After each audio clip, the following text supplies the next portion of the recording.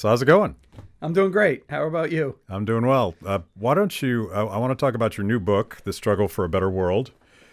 And before we get going, why don't you give everybody a sense of your bona fides? Because you have all these titles and accolades, and you're like an important guy in the Austrian economics world.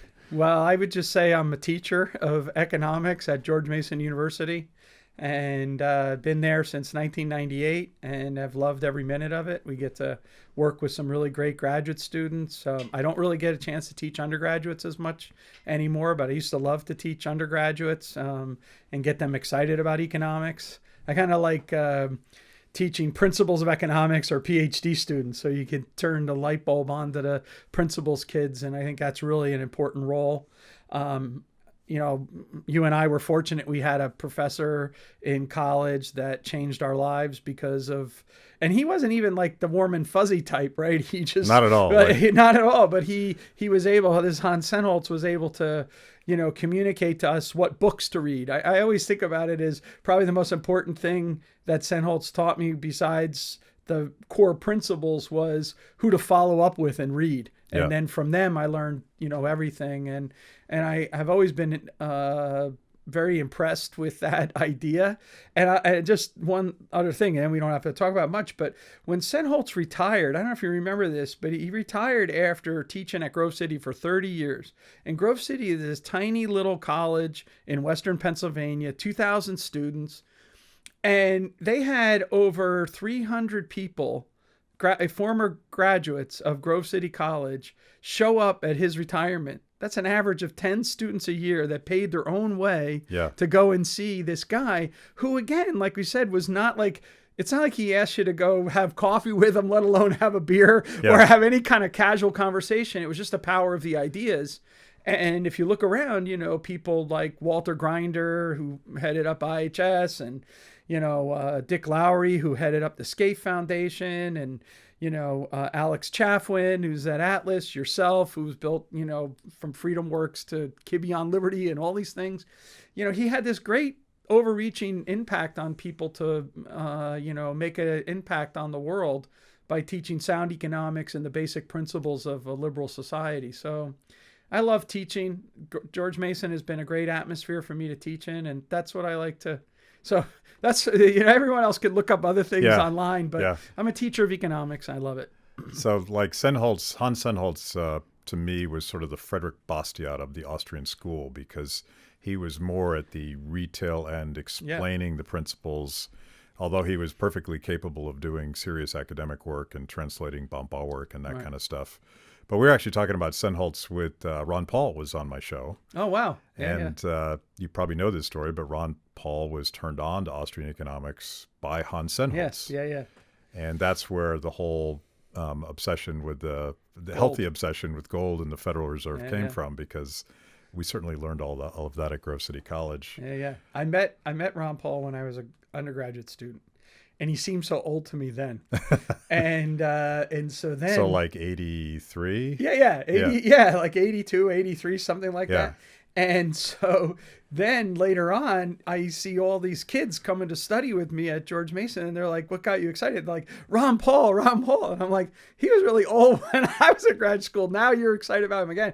But, I saw him give a talk at Brazil. There's 1,000 people in the auditorium, and I had to speak before him. And there's no way in hell they came to see me speak. And he gave a fantastic talk. He's such an energized and guy, and he's how politicians, they just have the charisma and they know how to like work the room, right? I mean, it's the nature of their business. And someone must have told him, or he remembered, but he came right up to me and he said like, hey, I remember meeting you at Grove City College or something like that. I'm sure he didn't, but it was just the way he handled himself. But anyway, he's amazing.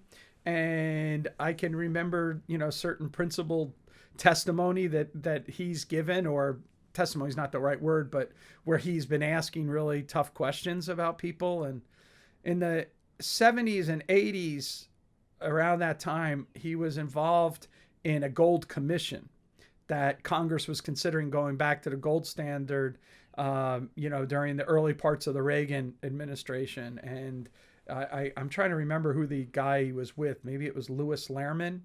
or something like that. But anyway, the Case for Gold they put out, and so Sennholz was sharing that.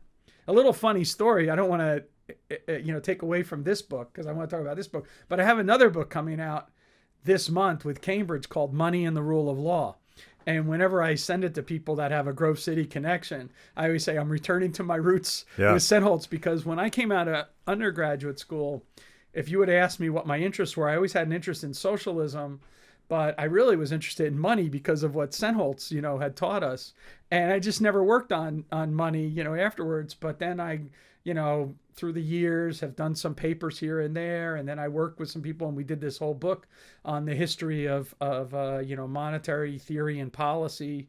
And what does it mean to do a monetary policy if it follows the rule of law rather than discretion by political authorities. Yeah. So I kid around and say I've returned to my Sennholz roots. Yeah. I just did I know you're about to do, maybe you've already done it, I don't know the timing exactly, but I did a wildly popular Clubhouse with Ron Paul. That's awesome. And I've been quoting it ever since because I've always considered the Ron Paul phenomenon was really about his authenticity. He was always the same guy.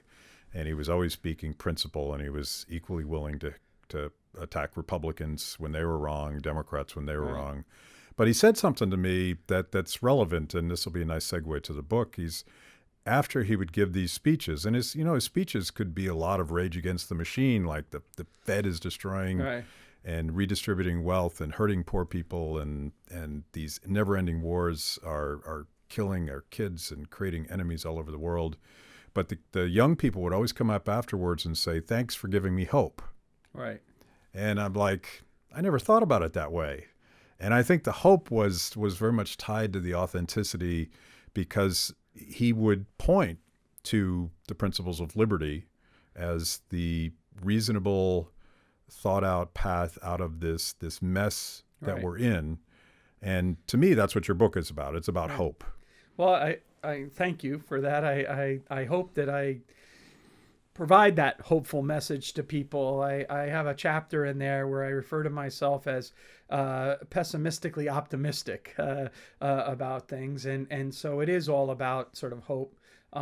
Just to mention about Ron Paul and authenticity, I think that's right. I think the idea of being consistently opposed to the welfare and warfare state was an extremely important part of my own, learning coming out of the 1970s when I got exposed to these ideas, because we're just coming still on the heels of the Vietnam War and all the turmoil that had to do with that when I was in high school. I mean, I wasn't really a politically conscious person in high school. It's the last thing, but it was in the zeitgeist in some sense. And then also the idea of the stagflation and the difficulties of finding jobs and everything, which was part of the context when I went to school in the late 1970s and got exposed to these ideas. So someone who could be both anti-state across the board and offer hope for a radically free society. And so he was one of the first voices that had something to do with the establishment in that. And, and of course, Reagan represented that as well in rhetoric, if not in reality, but in rhetoric, his speeches were very much full-throated defenses of a liberal capitalist society, whereas politicians prior to that, Nixon, Ford, or Carter, in my lifetime of being conscious about that, they apologized for the market society and for capitalism. Yeah. And so it was refreshing, actually, to have people like that come along and do that. And we're sorely in need of voices that are willing to do that today. That's for sure. You quote a passage that I had forgotten about from Mises, and I think it's from Socialism, where he says in his own blunt and concise way, there's two options: peace or war. Yeah. And social cooperation and the market process is the way that we peacefully resolve our problems. And the only other solution is war, and war is bad across the board. Yeah, I mean, I think that the key issue is the age of violence versus the age of contract. And when you enter into the age of contract, you also enter into the age of absence of privilege not connection based, all of these things like that. And so if you think through, I mean, one of the messages I hope, people take away from this is that, for example, Adam Smith was never pro-business. He was pro-market. The book is written against the vested interests of the mercantilist class. And so you have to see liberalism as an emancipation doctrine. It's an emancipation against privileged elites. So it's an emancipation from the dogma of the church, from the, repression by the crown, from the violence of the sword, and from the drudgery of the plow, the bondage of slavery, and the vested interests of the mercantilist class. And so I think a lot of people have a really hard time trying to figure out what that would look like today, because we live in a society rife with privileges throughout that are part of this crony system that we've evolved. And so how do we overcome all of that and get beyond the militarization of a system, beyond the cronyism of the system? And I think that requires us to have acts of imagination and of hope, as you mentioned, that there is a better way to do things than we currently are doing them, and that would in fact eradicate, the oppression and the poverty that people see.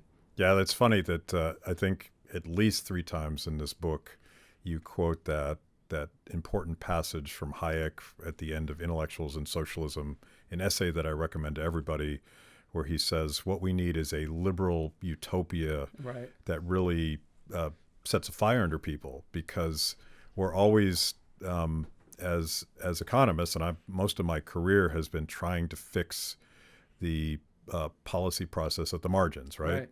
And lots of noble experiments, failures mostly, some successes, but Hayek says when you do that, which we're inclined to do, because we are still in a market economy for all of its flaws, you forget to lay out that beautiful vision of where we think we're going. Yeah. And to me, that is synonymous with hope. But I struggle all the time to explain the market process is, I call it this beautiful process where each of us with our own special knowledge and abilities is working out something that's bigger than we are. Yeah, you have a great essay. I have no idea how long ago it was, but it's actually tried to explain spontaneous order by the interactions that take place at a Grateful Dead concert. And it's a fantastic essay which explains the sort of the mystery of the mundane, but the beauty that's all involved in that. And we need more people to understand that aspects of what a free society actually would operate, and how people pursue productive specialization and peaceful cooperation through exchange.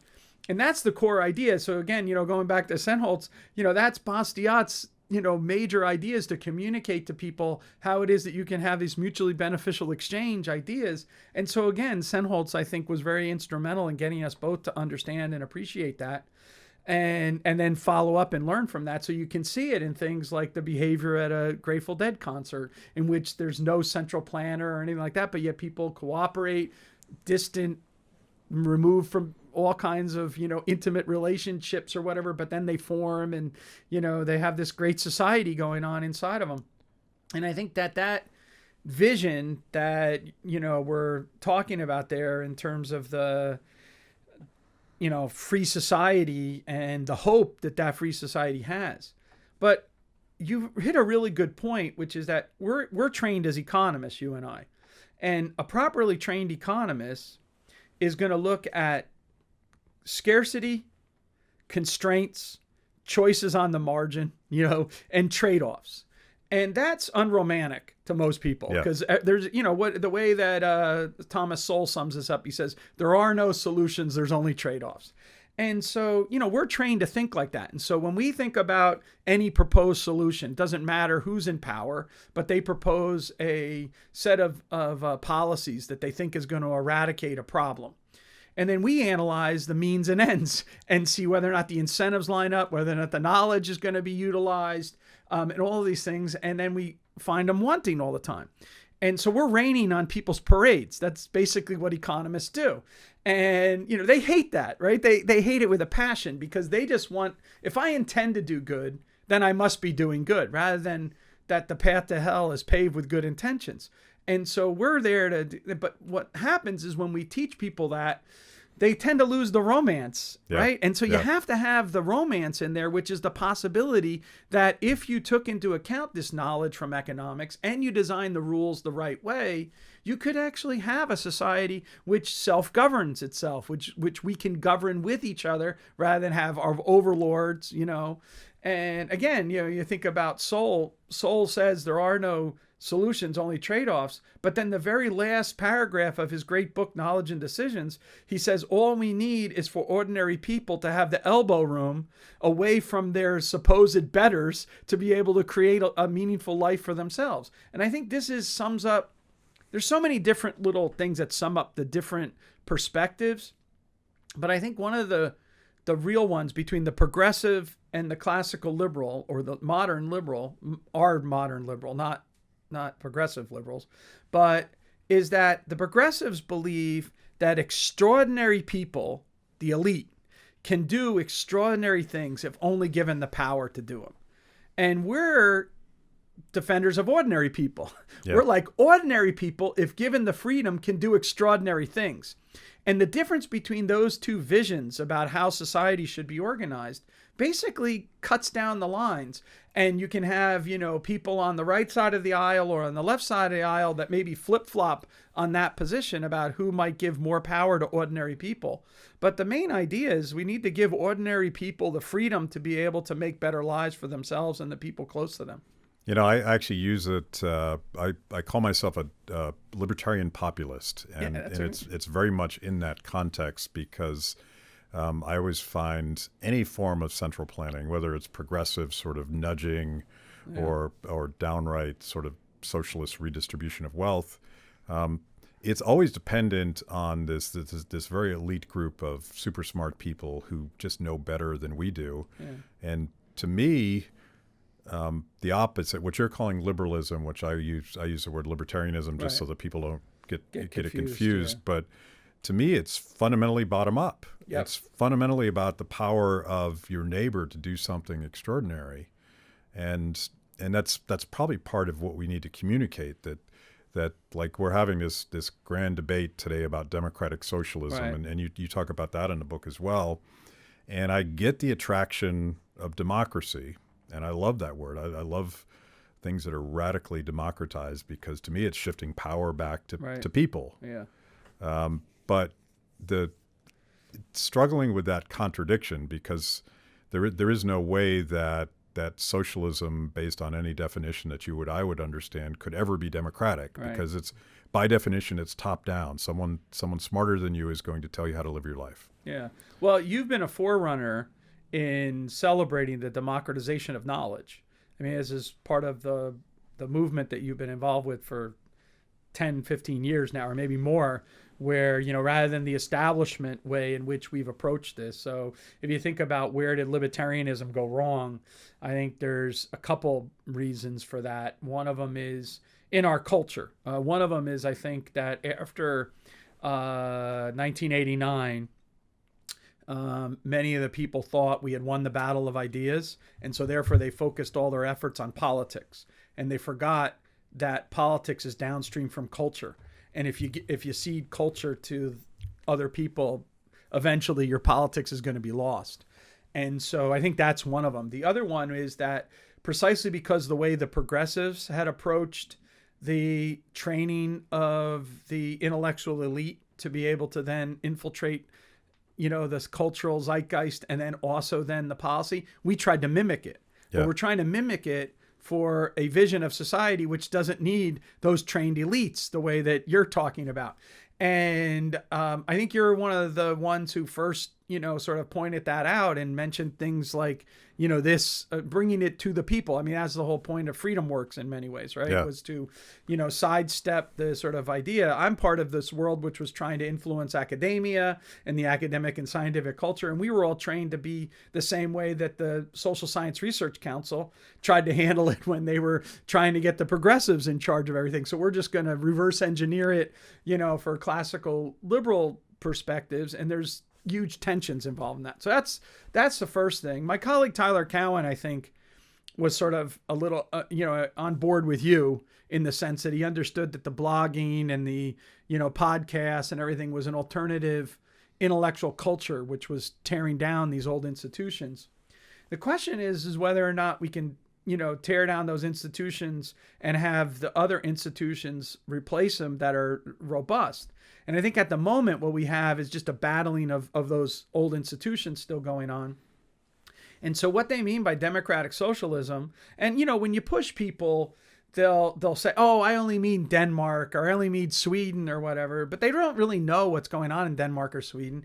And if you go back to the 1930s, the same kind of arguments were being made, and they even used the term democratic socialism. I mean, when Hayek was arguing with his colleagues at the LSE, they didn't want to have the Soviet Union. I mean, we sometimes think about the Webbs, talking about how great the Soviet Union was, but like Abel Lerner and Durbin and Dickinson and these people who were the main kind of colleagues at LSE, they didn't want the Soviet Union. They knew that the Soviet Union was a totalitarian nightmare or whatever, but they said democratic socialism. And they would say to Hayek, we are socialists in our economics because we are liberal in our politics. And they were worried about the same thing that you hear today. Moneyed interests dominating, needed to be, sort of eradicated and whatnot. But the problem that Hayek was trying to say is, okay, wait a minute, that's cool. I agree with your goal. We want to get to a non-privileged society. But the very means that you're adopting is going to make privileges look far worse than anything that we're envisioning here. And that's exactly what happened. And so this is where we're at again. It's kind of like, I could be accused of a lot of things, myopia and everything. But, given the fact, and it's not in this book, because I didn't bring up, but my formative training was all on studying totalitarian societies. And so I'm very attuned to when there's potential for totalitarianism again. And I think one of the more, if I was to write the book today, I would have emphasized Hayek's chapter in The Road to Serfdom called The End of Truth, because I think that really does capture a lot of the parallels to what's going on today. And especially since, the pandemic and everything hit in, this issue of moving us away from reasonable discourse is a crucial part of trying to do this. Yeah, like Phil Magnus calls it Faucism, and I sort of like the term because it's very much in line with Hayek's understanding of the abuse of science, and it's become a religion now. They actually sell those little Catholic candles with Fauci's face on it. I have one with Jerry Garcia, which is a totally appropriate thing. But it destroys any understanding of science itself as a discovery process, an iterative argument about getting to the truth. But this phrase, the science is settled, is the most anti-science. Yeah, it's horrible. I mean, science is an evolving process. I've never met Fauci. I have no idea. He's a, obviously he's a very talented person in terms of the science of bureaucracy, the scientific bureaucracy in the United States. If you go back and you look at the book And the Band Played On, which is by Gary Schultz, it's about the discovery of the AIDS virus. Fantastic investigative journalism. Fauci is a bad guy in that book because he was an author. And he's had his same job going all the way back to Carter, I think. And he was an author of a study that claimed that HIV could spread through ordinary household use, like sitting on a toilet and things like that. And, it's hard for young people, and older people forget. But you just got to look up names like Ryan White and other, young people that were so adversely affected by the scare tactics around HIV when we were in college and then right after college in the early 80s. And to remember how difficult, public health issues are. So I don't, look, he's a public health official. He's, been on a lot of studies and, he's well credentialed and everything. But here's the deal is that we know that scientific bureaucracies face incentives in the same way that all other bureaucracies face. And so, one of the things that they face is that they're going to make sure that they bias the system towards making sure that they always are going to, reject a drug, right, that, should be rejected. And as a result, that bias means that they don't accept drugs that should have been accepted. And so this is played out in all of our stuff about our, our vaccines and everything like that, plus other treatments, is because they're biased in that way. And the media is biased as well in the way that they record and discuss things. And so precisely because we've had nothing but a certain, and we've centralized more and more what public health is with the World Health Organization and everything like that. And so I'm not saying that they don't have legitimate point of view, but we don't have a reasonable debate. Yeah. We didn't have enough alternative discussions or discussions of the trade-offs. So right from the beginning, back a year ago, this date, we were in the United States, we were really sold on the University of Washington model, which came from the Oxford model and translated over here. And that became our discourse thing, not talking to Stanford people and other, people that were outliers. They were pushed to the corners. And I understand that. I mean, that happens in all debates about, monetary policy or fiscal policy, and this happened here. But to me, I think it was a significant issue because we took a health question and we made it into this big, hairy externality. So that's a public health crisis.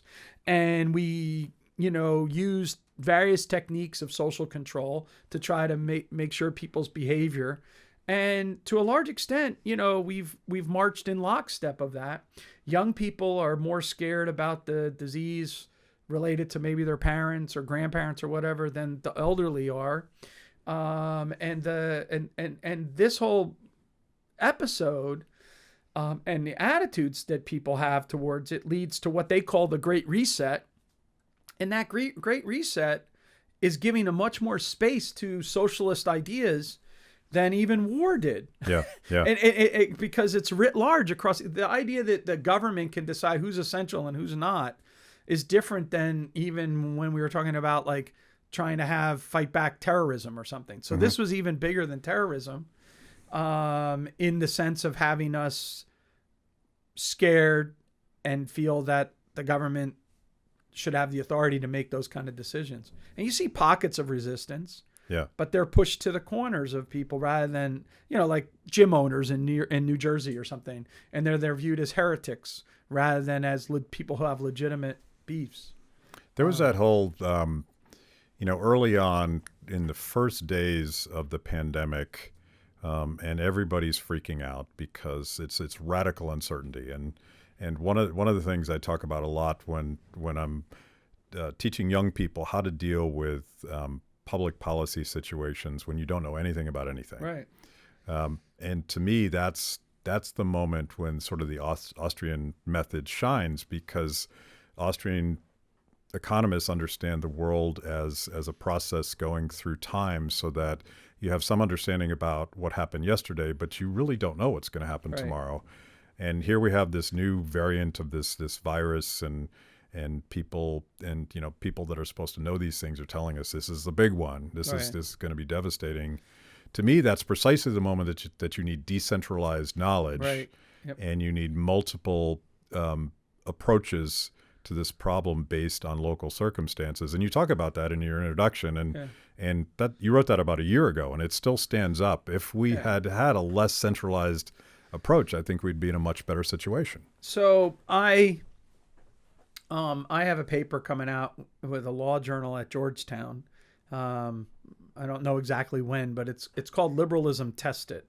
And what I did was I tried to run the thought experiment from Mill's on liberty, his harm principle, and say, okay, so a liberal society is confronted with a global pandemic. So it's a massive, externality. So I used all the language that's being used, right? Yeah. And I said, then how would a liberal society cope with it? Because what we've done is we've tried to use emergency measures to say we have to suspend a liberal government in order to save liberalism. Like, that's the idea. But the problem with emergency measures that economists like Hayek and Friedman and Buchanan and Robert Higgs and others people have pointed out is that there's nothing as permanent as a temporary government policy. And so you make these emergency, concessions, and then you never come all the way back to the liberal society. So I wanted to ask the question, how would a liberal society handle a pandemic? It doesn't engage in a Jedi mind trick, right? You don't sit there and say, there is no pandemic, right? That's not the way it does it. It recognizes it and it pushes the decision authority back down to like as far as we can to the level of the individual to make those decisions, or to the community or whatever, far removed from the federal government making it, we push it down. And the reason is because of entrepreneurship, just what you're talking about. We want to have people be able to engage in entrepreneurship, to have mitigation strategies. We want people to engage in entrepreneurship to come up with the therapeutics that be able to like minimize the risk of hospitalization or minimize the risk of severe, illness or whatever. And we want entrepreneurship to be driving, the technologies that will in fact eradicate the disease. And so it's all about pushing it down to that level and promoting creativity and alertness to the opportunities. And one of the things that putting an economy into suspended animation does is it cuts down that notion. So if invention, if necessity is the mother of invention, by eliminating the necessity to adapt and adjust, we have lost out on very important learning points. And that should be part of the conversation. It doesn't mean that it's an answer to everything. It just means that, we should have been talking about that. What would be the mitigation strategies? What was this? And by determining instead that this is essential, this is non-essential shut down, this is essential, it has to go on. That just sort of stopped that whole learning process that you're talking about, or at least, stultified it, didn't make it, and so in the midst of this pandemic, so I read Matt Ridley's book on how innovation works. If your listeners haven't read it, I highly recommend it. But he has a great line in it. He says that innovation is the child of freedom and the parent of prosperity. And I want everyone to let that sink in. It's a great line, great phrase that he has. It's the child of freedom and the parent of prosperity. Well, what happens when you curtail the freedom? What you do is you don't give birth to the innovation. Yeah. And even though we continue to stumble and find different things, we're not getting the same innovative force that you would hope that we would get, because we only think of innovation as responding from top-down initiatives. So moonshots, there's a new book coming out called The Mission Economy. Yeah. And only need moonshots to be able to do things. Well, that's the opposite of what we were talking about earlier. That's extraordinary people can do extraordinary things if you just give them the power and the resources to do it. And we're talking about ordinary people can do extraordinary things if they're just given the freedom. And if you just think about that and think about where the source and energy of modern economic growth comes from, and the great miracle of a modern economy, it doesn't come from moonshots. It comes from ordinary people, discovering ways to improve their lives and the lives of their families that have huge impact for all of us. And so this is what I think we need to get back and communicate to young people. They need to have that scope for them to be able to spread their wings, not to have someone telling them, this is safe or this is unsafe, and only pursue the safe. We need to go back again where we, have permissionless innovation. If we went by the precautionary principle for our innovations, we'd still be in a horse and buggy. We wouldn't have had the car or whatever. And we need to think about those things, because this is what's really going to hurt us if we don't get out of our own way. I'm going to butcher this story because Matt Ridley was on the show and we were talking about vaccinations, and he's got a chapter in there. I think it's about smallpox, and the woman that discovered that, I might be confusing epidemics, but she was not the head of whatever the health agency was. They probably didn't even have a health agency. And it was local, bottom-up knowledge, experimentation, risk-taking. She was highly demonized, as I recall, as a crazy woman, and then she ended up saving millions and millions of lives. Yeah, I'm not sure I know the smallpox story, but I do know the story about the 56 flu. And the guy was at Merck.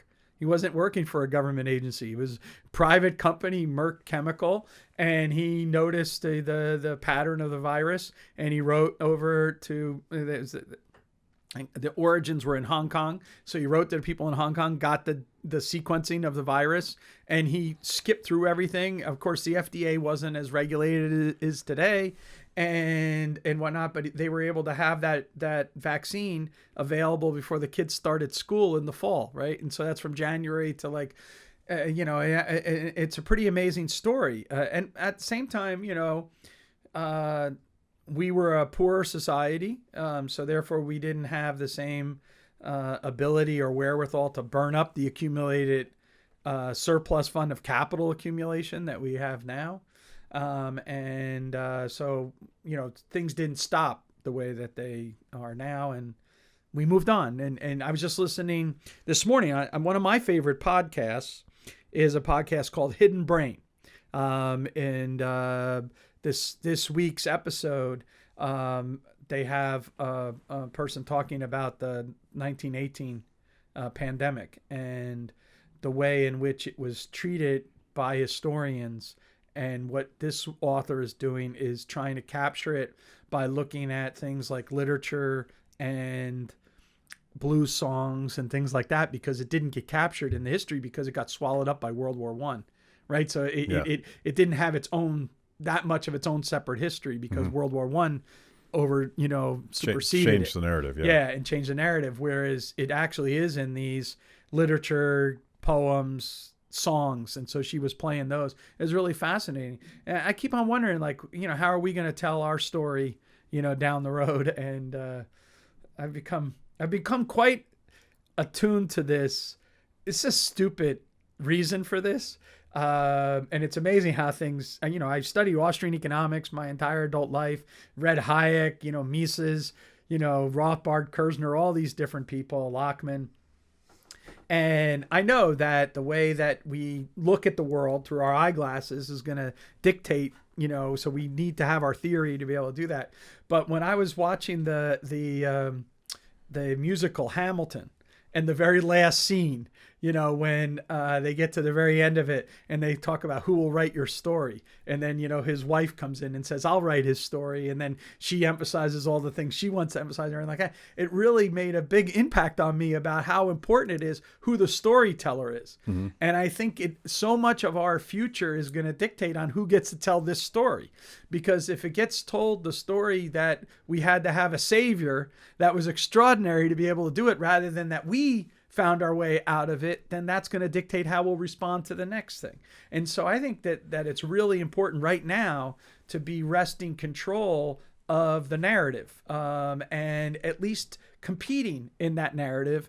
And that requires that we do our homework, we get the facts, we study what's going on, but we make sure that narrative's out there. And in the book, I refer to this in terms of basically, what does it mean to have a self-governing democratic society and what that would look like for people as a vision, as opposed to this idea that, hey, socialism is a good opportunity for the young people to be able to get universal basic income or a single payer system or think about all the policy issues that go with it.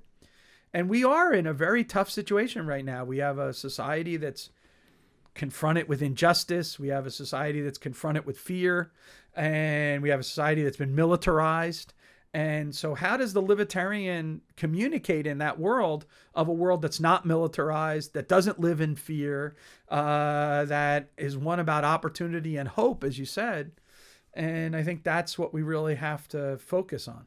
Yeah, like we've been picking on Fauci, but you have a chapter in here where you pick on the idea of an economist, the science of economics, being treated as that savior that can come in and reorganize things. And I guess Keynes started the tradition of sort of parachuting in and says, "I got it all figured out, guys, and just do what I say."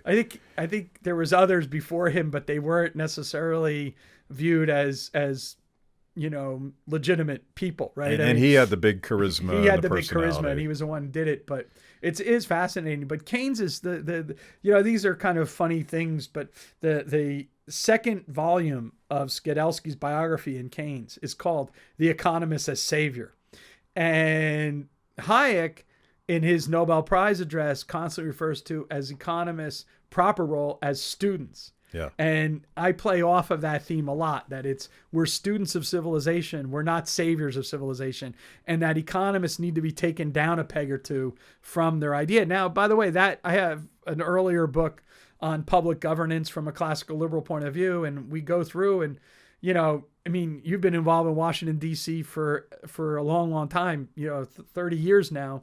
And so much of what the progressive establishment was to develop these independent regulatory agencies that are immune from any democratic process. They're permanent bureaucracies and everything like that. Those are the last things that a democratic liberal society should have. That was the progressive project. That was exactly. And if you go back and read, The Promise of American Life by Herbert Crawley, which was the Bible for all of these guys, their basic idea is like, look, Jeffersonianism, we got to get rid of it. We got to transform our society completely from that. And we forget that at our own peril, because when you go, on the way to your house today, I'm going down Constitution Avenue, and I'm just seeing the laundry list of all of this progressive. These are progressive monuments. These are monuments that are progressive, elite. And, look, I mean, I'm an academic. I've benefited from this position. So I'm, the last one in some sense but at the same time, I think this is one of the reasons why we're on this precipice of either going in a bad way or a good way, is whether or not we're going to be able to overcome, the legacy of that idea. And I had so much more hope prior to 9/11. Think about our lifetime, right? Yeah. So we overcome the Keynesian hegemony in the 1970s with the 80s. Then you have the collapse of communism. You have also in Sweden and the Nordic countries all reforming their economies towards more free market. You start laying this out in the Economic Freedom Index, and you can see all these different countries. And then boom, 9/11 happens. Then boom, the financial crisis happens. And then boom, COVID happens. And we're like gone all the way back to where we were in the 1970s in terms of the intellectual culture again. By the way, the three big freakouts. Yeah. Where otherwise rational people sort of took a dive and said, well, I guess we have to give up our liberties for X. Yeah. Yeah. It's devastating. Yeah. It's a very sobering to think about that. But again, I take my attitude from Julian Simon, and the idea is that people are the ultimate resource, and their imaginations.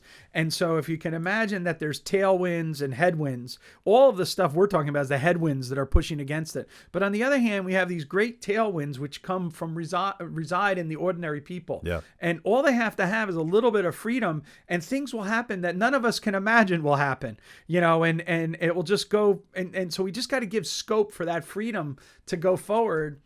That's my hope. I mean, that's my hope. And so, you mentioned hope. In the book, I play on this idea, the 4 pillars of economics. And these 4 pillars, you'll relate to them because they relate back to our education, all the way back at Grove City. So the first one is that economics, by stressing scarcity, what that does is it brings us truth, right? And it's sort of, the truth of how the world works, and all that.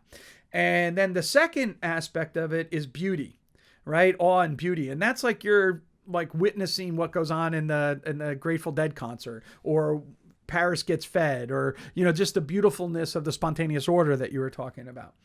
And then, the third one, right, is this idea that we can have, this sort of hope through entrepreneurship and change and whatnot. And then the fourth one is compassion, right? Which is because all economics, when it's done right, wants to lift the least advantage in society up. It's not about privileging the most elite. It's about helping the least advantage to rise up through opportunity and all of this. And so when I think about these issues that are going on in our cities and issues like that. So for example, this tragedy that just happened in Chicago with the 13-year-old. And now, they're having conversations, not just about, the cops, but the fact that a 13-year-old was already being sucked into the gang life.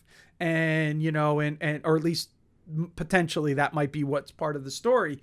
And so what are the opportunities? Well, there's an old book by William Julius Wilson called What Happens When Work Disappears.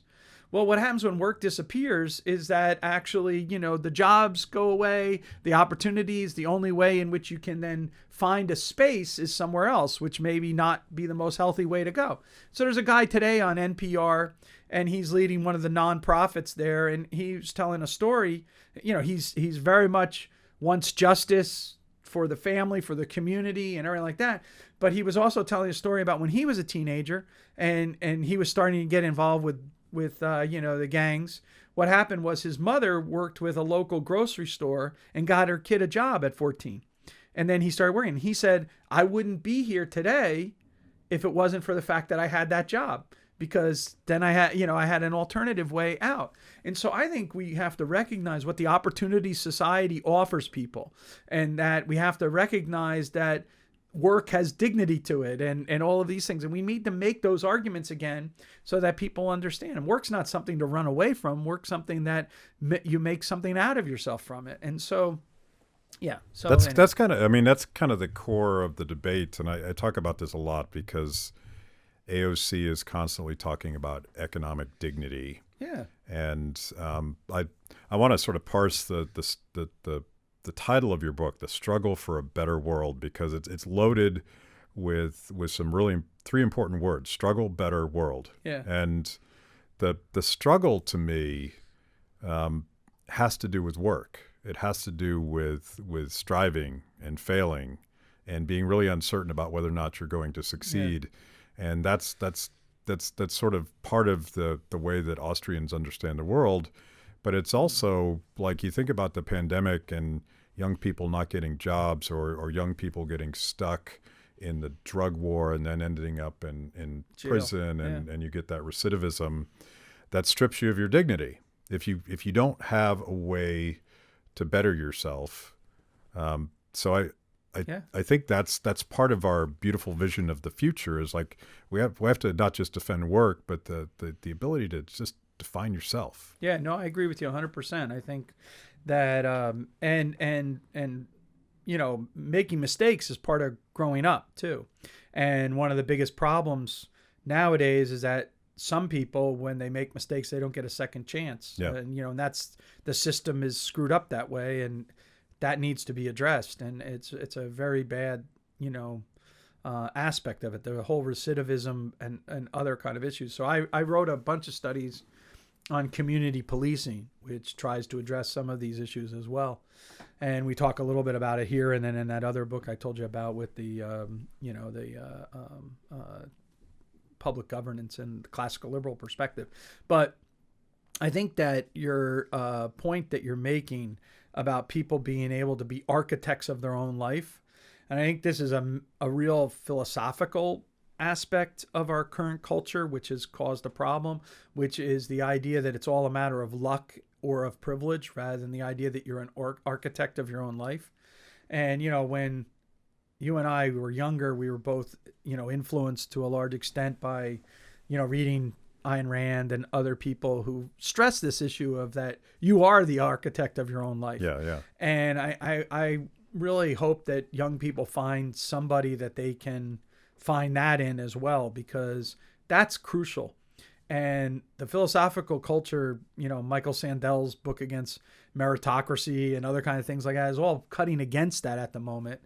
And, I listen to, the congresswoman, and, she sometimes can be absolutely brilliant. I mean, when she talked about crony capitalism up on the Hill when she first got in before the pandemic and everything, I mean, you could have been there and saying the same thing. It was brilliant the way she walked through and talked about all that stuff like that. And so I share with her compassion and concerns with so much of the injustice that goes on. I just think she has the wrong answers.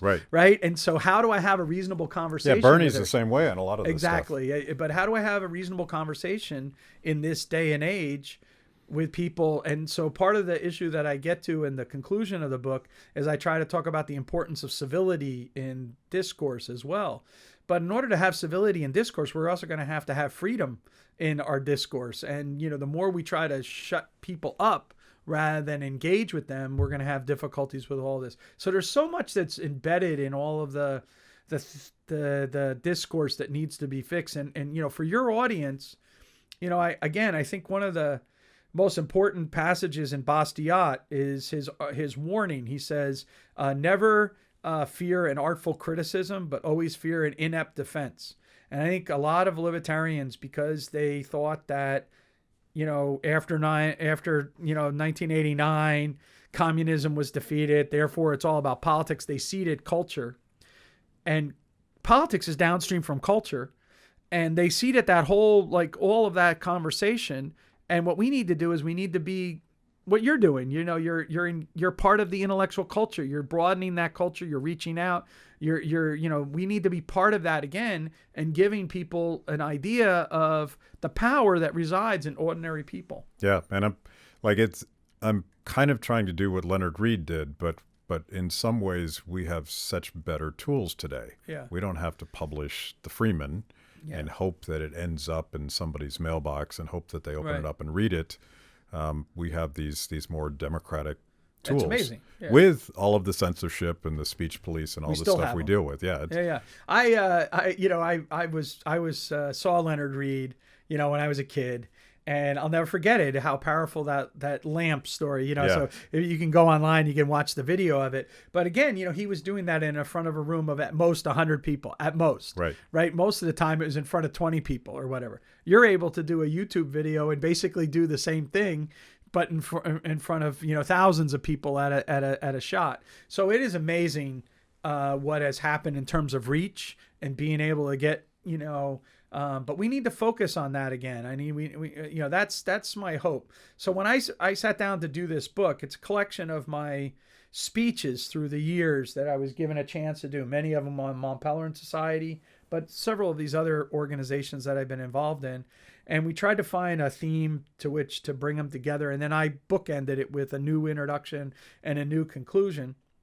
And, you know, I came up with the title, A Struggle for a Better World, because I realized that, you know, in my efforts, like Senholz, in my efforts is a, you know, in these lectures, I am puzzling and struggling and trying to figure out what the hell's going on, just like anyone else. So that's a struggle. But I'm also trying to get people excited about joining the struggle to change the world for a better world. Because for the 20 years of which this has been part of, basically, you know, it's not perfectly fit, but you got 9/11. And after 9/11, you know, in many ways, all of the optimism of the pre-9/11 period had kind of faded. I mean, it was already starting to fade because there was tensions in the post-communist period. There was tensions with the anti-globalization movement. Those all precede the 9/11. But once 9/11 hit, you know, fear comes to dominate. And that means that all bets are off in terms of the way that we think about the sound monetary policy, you know, fiscal responsibility. Well, those things also feed into like why it is that we had the financial crisis. I mean, you can't decouple those things as much as people want, because we had 8 years of why it is that we were doing what we were doing, and then steered in a certain way by policy. And then in response to the financial crisis, put us in a particular, you know, situation that, you know, made responding to this crisis, you know, that much more complicated. And now the way we're responding to it and what the legacy of that is going to be. And so, you know, we have ideas back on the table like modern monetary theory, you know, which are older ideas, but now resurrected again in new form. We have democratic socialism, older idea, now resurrected in new form. So we have a lot of anti-immigration ideas from left and right. Remember, you know, Bernie's not so great on immigration either, right? He's kind of the mirror image of Donald Trump. Yeah. And so I like your idea of libertarian populism. I write against populism in the book, but what I mean by it is right-wing and left-wing authoritarian populism. But I do like the idea that you know, the final consumer of knowledge is people, not the elites. And so you want that to filter through to reach the everyday people. What matters is the everyday life of individuals, that's where we find meaning. That's where we live in our communities. That's, people talk about, oh, community needs to be important. Yes, we need to have a society of free and responsible individuals who can participate in a market economy and assure well-being for their families and themselves, and live in caring and help create caring communities. That's the vision that people want. Not atomism, not collectivism. Those are the extremes that we don't want. We want to be engaged, but also be able to have elbow room for ourselves and what our own aspirations are. Yeah, it strikes me that, and going back to your title, that I'm going to start trying to rehabilitate the word struggle, because it seems like what Hayek is fighting against is this idea that we have to let our fears about the future cripple us and prevent us from struggling forward. But to me, it's a struggle.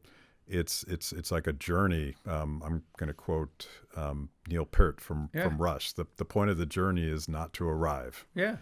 And that to me is the utopian vision. This is a beautiful journey. We don't know what's going to happen. We're not going to get everything we want, and we're going to have setbacks, and some of them will be our own fault, and others will not be our fault at all. But you should embrace that process of moving forward in the future. And to me, that is more attractive than this safetyism where we're gonna cower in fear and wait for some politician like AOC to write legislation to save us. Yeah. I look, one of my favorite chapters in Hayek is the creative powers of a free civilization. And part of the whole thing in that chapter is emphasizing the idea that we want freedom, not because we know what it will give us, but precisely because we don't know what we're going to get from it. And that might be just miraculous what we're going to get from it.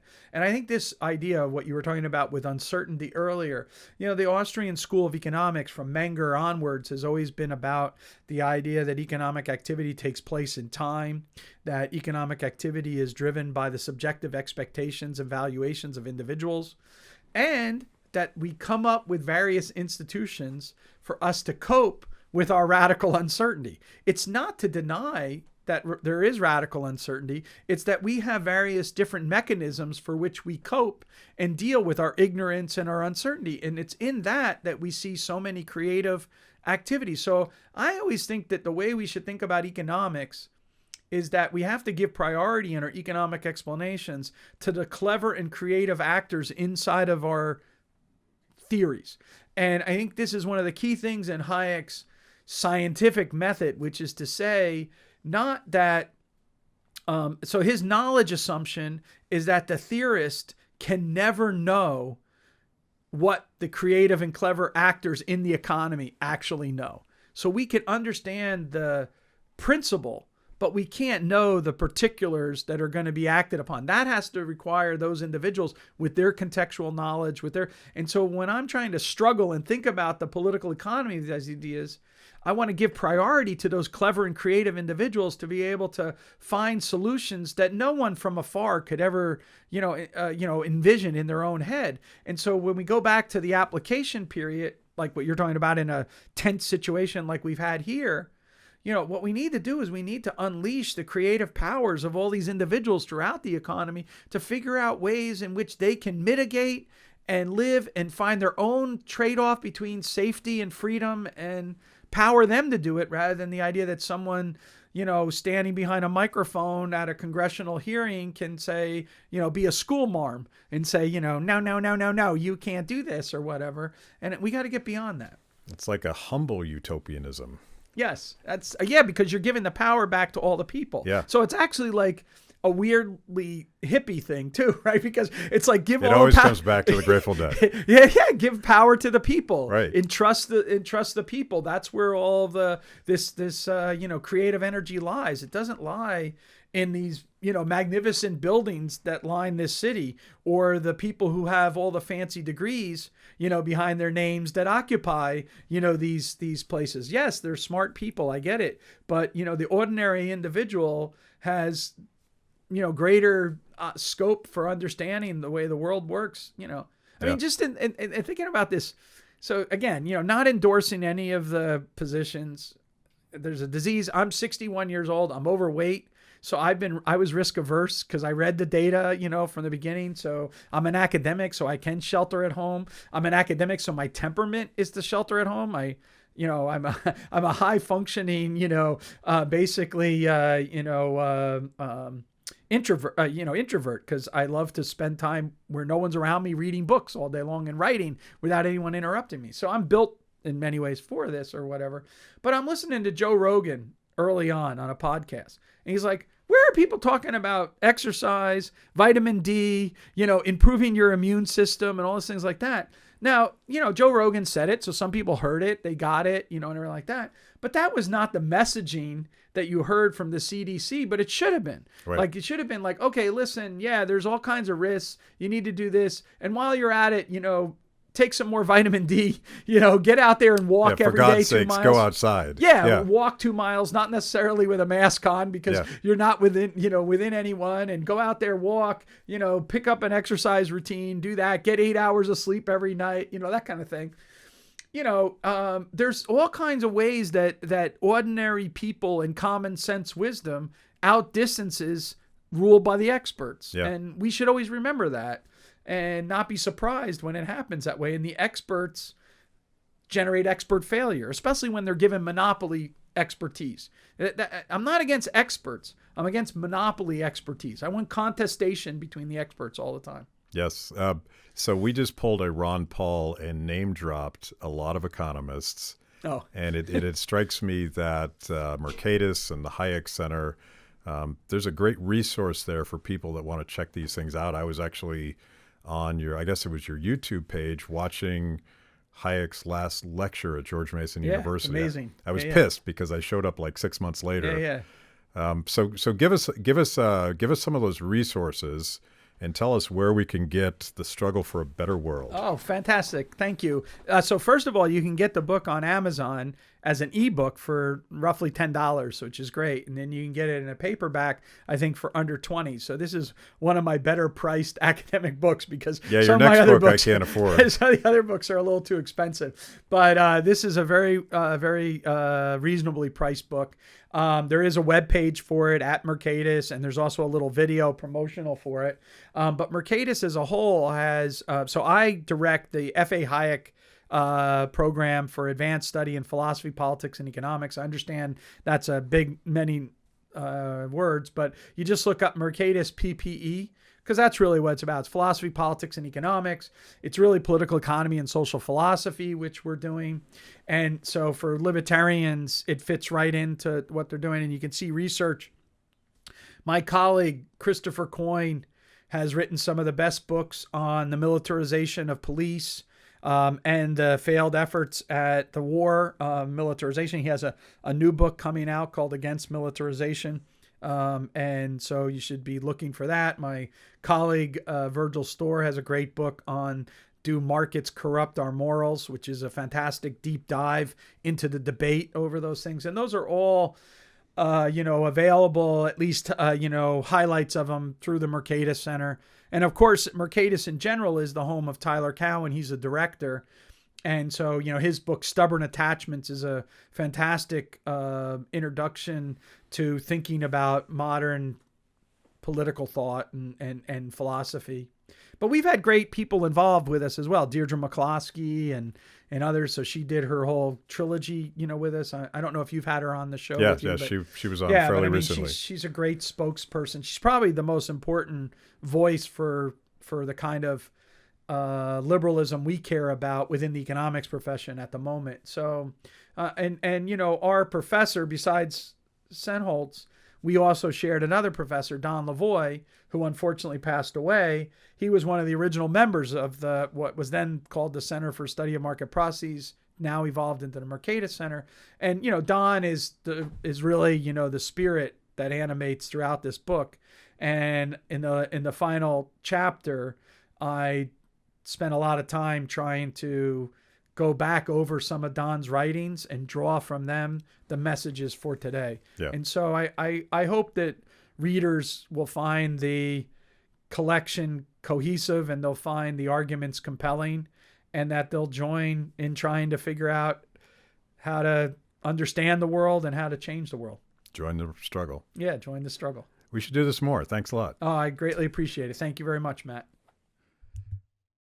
That was amazing. Where can I get more content just like that? It's a great question. You're clearly a discerning consumer of the best content.